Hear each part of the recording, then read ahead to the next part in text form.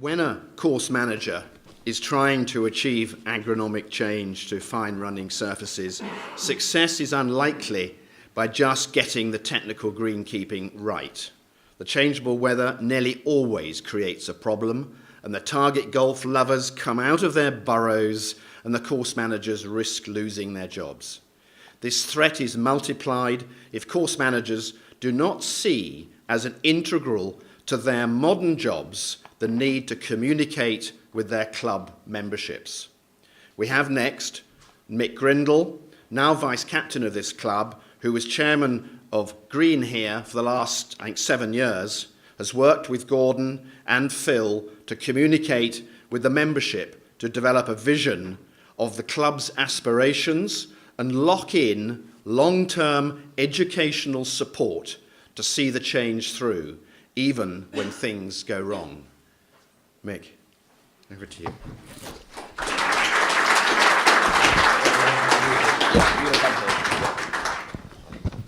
Thank you, gentlemen. First of all, a very warm welcome to Hollinwell. Those of you who are playing this afternoon, I hope you enjoy your experience. We're very proud of what we've got here, and we've worked very hard to get to this stage. You're very fortunate today. I have a very distinguished panel of experts, and then unfortunately you've got me. I am in illustrious company with the people I've been keeping tabs with and who I'll be sitting with up here later. Hopefully I'll be able to give you an insight into the transformation that we've been able to adapt over Notts Golf Club over the last 10, 12 years or so, and I'll explain why. As Lorne said, I'm the current vice captain. I was on the Green Committee for 7 years and over 6.5 as chairman. You may think that's a funny number, but the chairman that we appointed really wasn't up to the job, and so I stepped in. I joined in 2008, Hollinwell, so you must wonder how I've managed to be on the committee for so long. Unfortunately, when I joined, they asked for my opinion. And although you might not be able to tell from my accent nowadays, I am actually a Yorkshireman. And Yorkshiremen were sometimes described as Scotsmen with all the grace and gravitas removed. So they asked me my opinion when I joined in 2008, and I said, well, it's a magnificent setting. It's a wonderful golf course. It's actually in a deplorable condition. I'd come from another couple of clubs who had surfaces that were far better than the surfaces on offer here. And I'll go through a little bit of the process for that. I'm a physicist by training, which sometimes clashes with Gordon. It's probably more aligned with Steve at times. But basically, as physicists, we measure everything. We then discard most of it, and certainly any data that doesn't fit, we throw away. So that's where I came from. And when I came to Notts Golf Club and joined the committee in about 2009, so I'd only been here about 4 months, there was no empirical data. There was nothing. We didn't measure green speed, we didn't measure water content, we didn't measure moisture levels, we never measured smoothness, trueness, all the things that we now take for granted. And basically, I involved the STRI for the benchmarking process in about 2010. It took a long time to get approval from the committee because we had a committee at the time that didn't believe the members should know anything. And so at my second committee meeting, I said, don't the members ought to know that? And I got shouted down by the captain, the vice captain, the past captain, who said they don't need to know that, they're only the members. Now, I totally disagree with that philosophy. As I say, I come from an educational background. I worked for 30 years in private schools. So, we now use data, and we get a measurement every year of all the normal things. And we use STRI for that, and we actually publish the results. So all the results are downstairs. This is this year's measurements, which aren't downstairs because I have to still get full committee approval to publish anything. So we measure water content, nothing we can do about that. It normally tips it down with rain just before. We measure firmness, and we're way into the hundreds with firmness on a daily basis. We measure green speed, and we're normally between 9.5 and 10 on a daily basis. We measure organic matter content and obviously trueness and smoothness, and our trueness and smoothness readings fit into the profile for tournament standard. So, what the data shows to the membership is that year on year there is an improvement. And there are obviously going to be blips, and in 2015 we had a huge blip.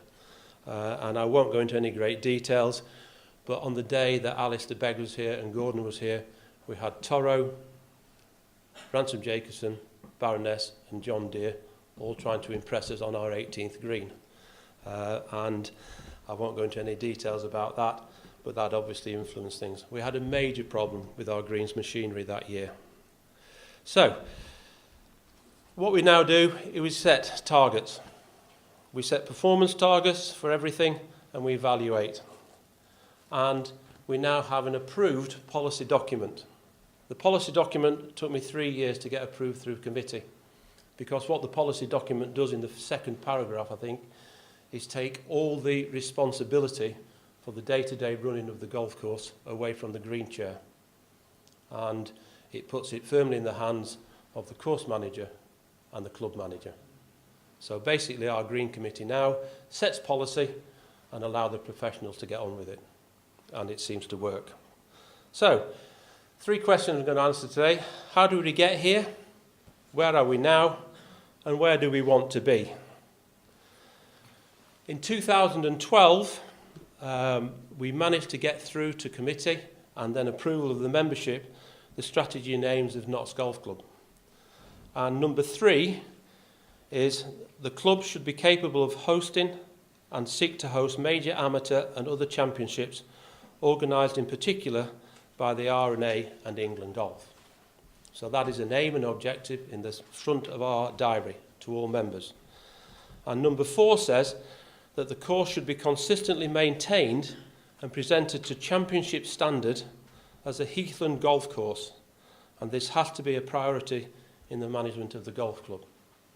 Now, to me, that was a huge step forward, because not only did we actually state what we wanted as a committee, but we also got full approval from the membership. So, 2 and 3 are easy to answer. What we want here is tournament quality, or just below tournament quality, on a daily basis. That was vindicated this year because with 3 weeks' notice, we hosted final open qualifying. The R&A found that it had 3 extra spots, and they contacted the golf club. I was actually in Portugal at the time, playing tennis with my wife and friends, and we went into a bar at night, and my phone lit up like the dashboard on an Alfa Romeo when it rains. I've had both of those. Everybody should have an Alfa Romeo once. We had one for 6 months and then I had to get rid of it because it was just a nightmare. But my phone, I had 9 missed calls from the captain, I had 8 missed calls from the club manager.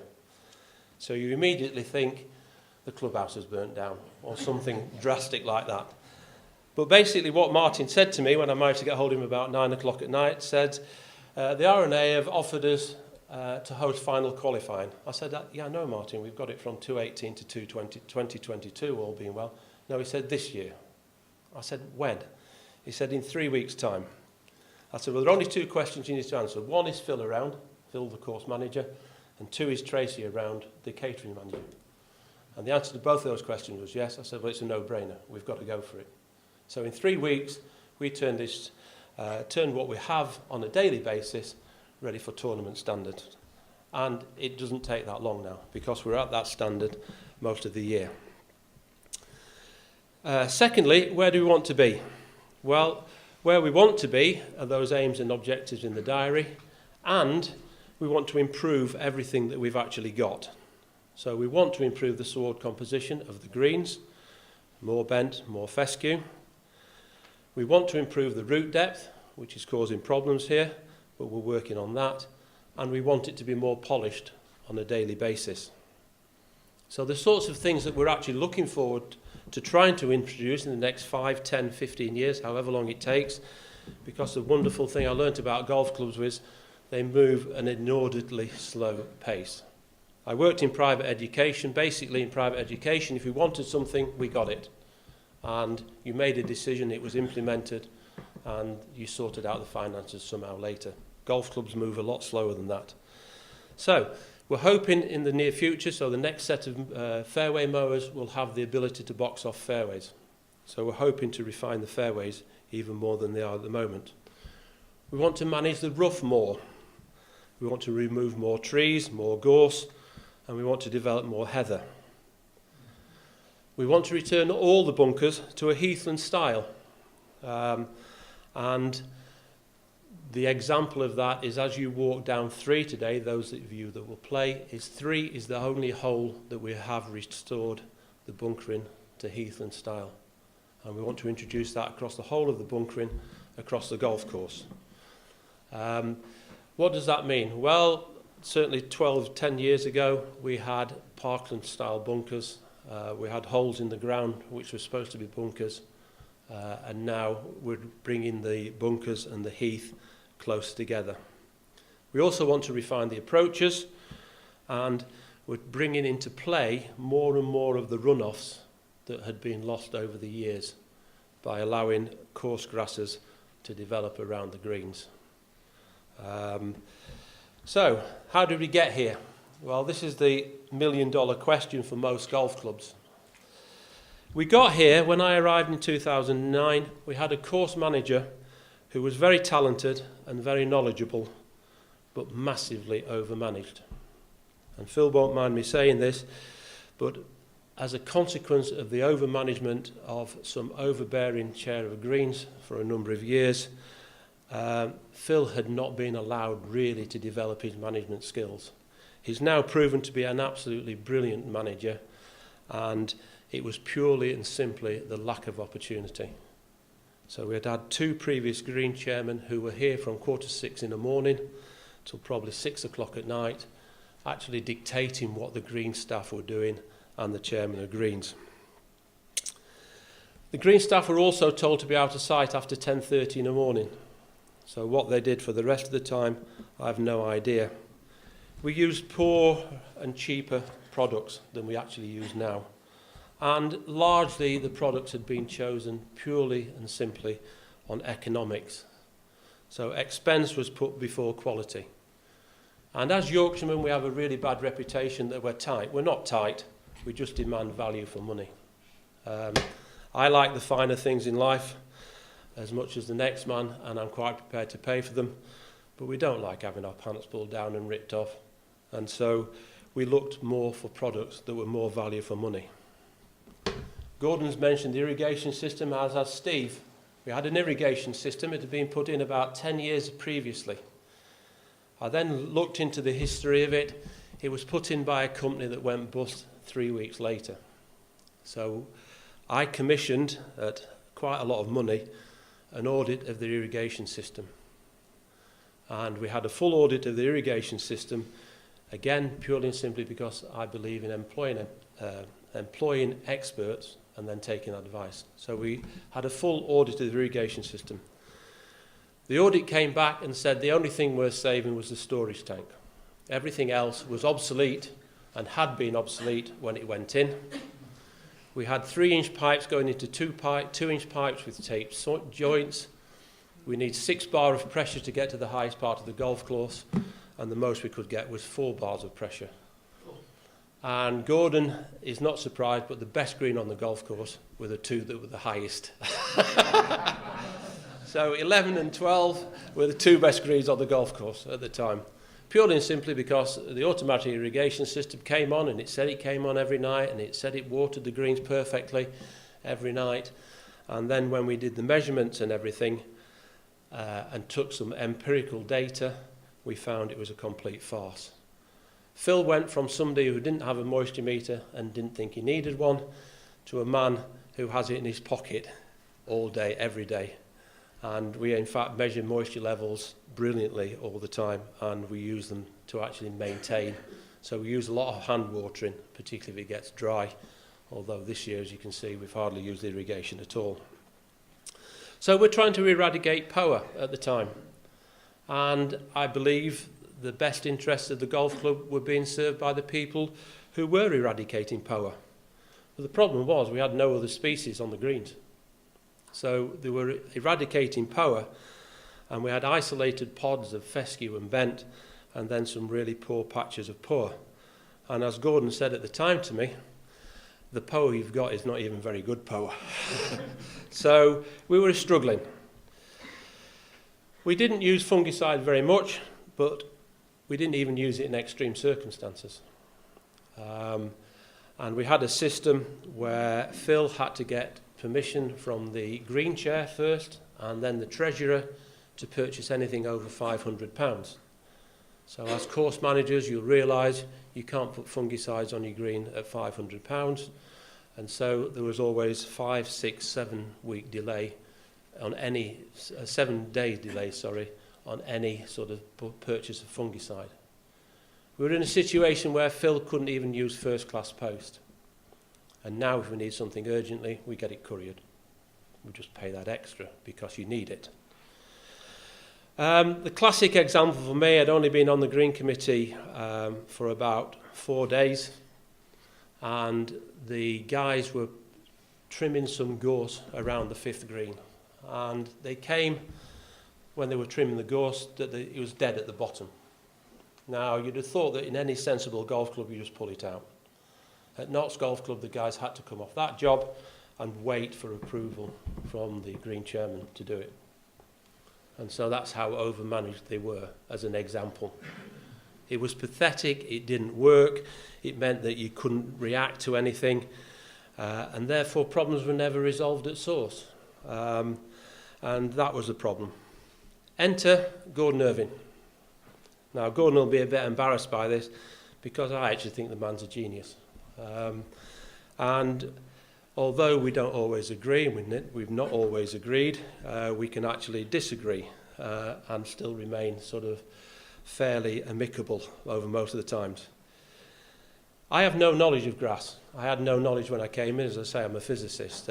My uncle has just won Lawn of the Year, and my dad used to compete with him for the best lawns, but I didn't inherit any of those genes. So I know nothing about grass. I can't maintain grass or whatever. But I know that Gordon has the skills and all the work to help us get the best out of this golf course. To do it, though, you have to bring the members with you. And that's one of the hardest points. It's actually education of the members that's key. And to take the club forward, we somehow had to get the membership on board. Well, how do you do that? In a golf club where the members have never been involved in anything, the committee have made all the decisions, they've never told the membership anything, what do you do? Well, we started with a presentation. Gordon did a wonderful presentation, and the members were totally shocked. And after the presentation, we employed Gordon on a ridiculous contract where he was only to look at greens. So he wasn't allowed to look at anything else, just that cut bit of short grass. So we had that for about 12, 15 months, and as you can imagine, we had teething problems. But that was all the club would allow to sanction to start off with. Gordon and I met on a number of occasions, often away from the golf club, where I was begging him to stay, and he was saying he was going unless things changed. We had divided opinions on the committee even. At one stage, I don't think we could agree whether we were going to have steak or salmon. They were pretty bad times, and we had to manage our way through that. So slowly, we brought the Green Committee on board, because again, the Green Committee weren't prepared to accept that what I was saying and what Gordon was saying was actually true. One of their friends from Royal Mid Surrey or some other beautiful golf club had come and played, and they said it was wonderful. What are they going to? They're visitors, they're polite. Whereas Gordon and I, Gordon being Glaswegian, myself being Yorkshire, we tried to tell it as it was. So we gathered around more and more people that actually were prepared to come on board. And in fact, we brought the Green Committee on board fairly quickly, certainly within 12 months of what was needed. We then started to inform the membership and actually try and educate the membership. And what we did first of all was we stopped all the winter work that was going on.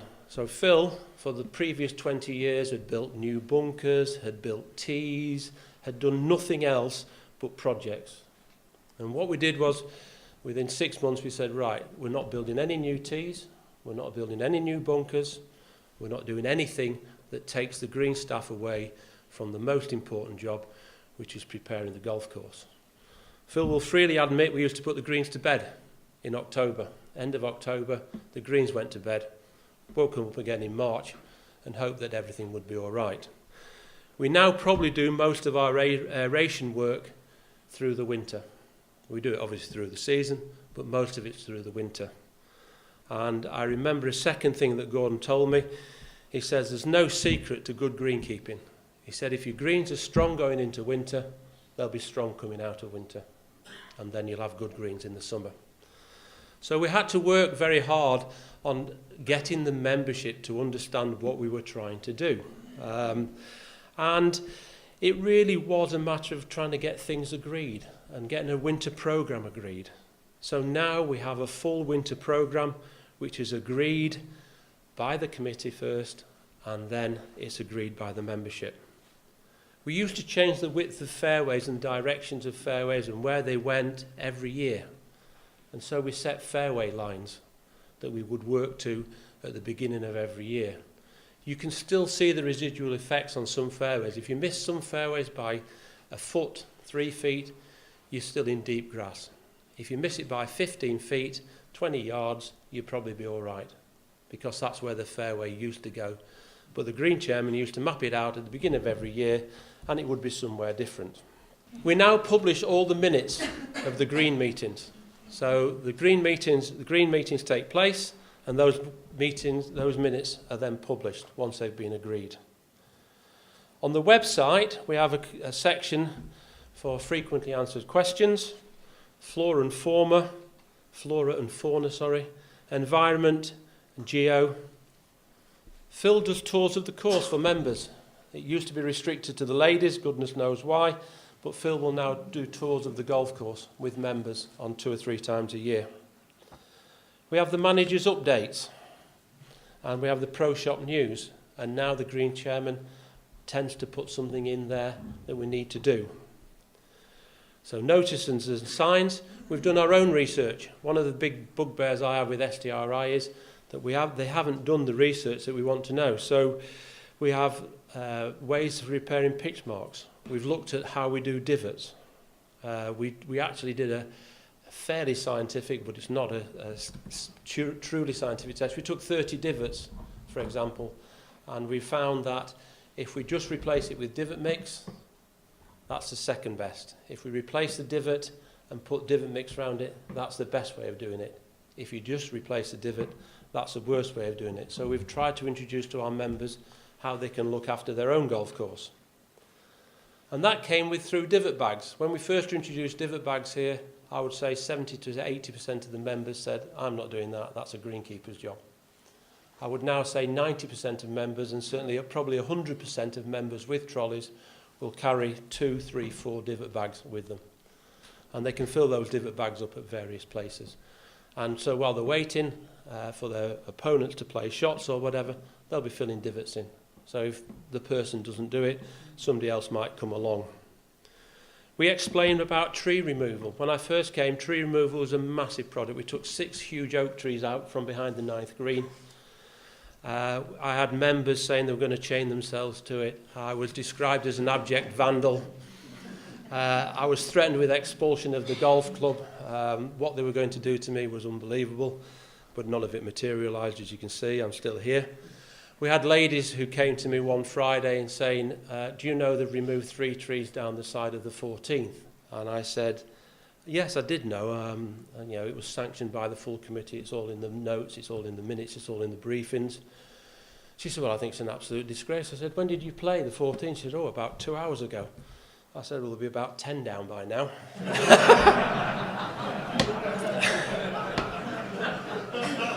I had run-ins with the ladies, particularly. I was sat in the clubhouse enjoying a nice cup of coffee and reading the paper, and we put a load of ropes out to protect the edges of the 3rd green.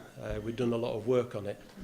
And this lady came storming across into the clubhouse. She said, "Are you that Mr. Grindle?" I said, "Yes. Do you mind who I'm speaking to? Because it's polite to introduce yourself before you start speaking to somebody." She said, well, I won't give her a name because I'd give it away. She said, "Are you responsible for those ropes?" I said, no, not personally. I said, "But the green staff are. They've put it there." She said, "They get in the way. They're just in the wrong place. It's exactly where I want to go." And I said, "That's their purpose." She said, "Well, it's where my ball lands." And I said, "You can hit it somewhere else." And so we have that. So we now explain everything. So aeration, top dressing. We have clear and precise workable methods for buggies, frost, saturated greens. For example, when we first started, we used to look at the 3rd and 18th. If they were frosty, the whole of the golf course was frosty and all the greens were off. We now actually do them on a green-by-green basis. And on a Saturday, particularly when there's high member usage here, we actually check the greens at 9 o'clock, 10:30, about 11:30, 12 o'clock. And if we can put greens on, because they're frost-free, then we will put them on. We've improved our approaches beyond recognition. Some of our approaches now, because Phil and his guys got so keen on it, are up to about 15 stripes, aren't they, Phil?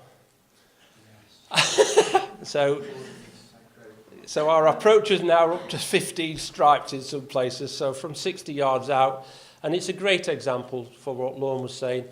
Gordon and I were sat in the terrace bar one day, and a group of golfers came down the 3rd, and they were all about 35, 40 yards away, and we saw every shot played from a putter through to a lob wedge. So it makes it playable for everybody. We now pick the appropriate machinery for the job.